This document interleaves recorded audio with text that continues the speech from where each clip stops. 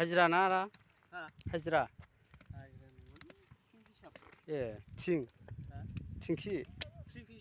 ए trip हिसाब ए 1250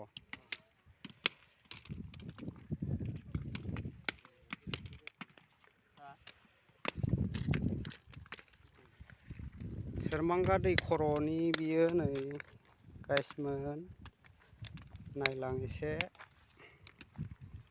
डाम्पार गारियाबो दङ नै खाथियाव बे थिखांना लाङो आरो ट्रिप हिसाबनो